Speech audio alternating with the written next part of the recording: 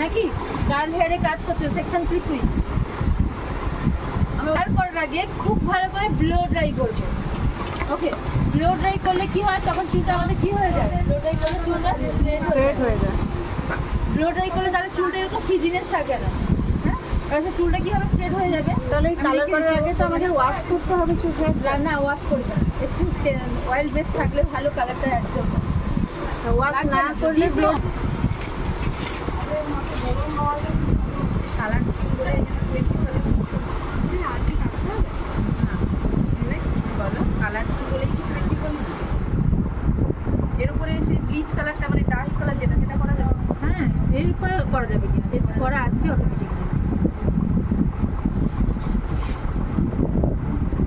এটা কি কালার হচ্ছে না স্টিক হিসেবে নয়, এটা একটা ওম্বে টাইপের কালার করে দিচ্ছি, যেটা তোমার মাঝখানে গোল্ডেন আছে যেমন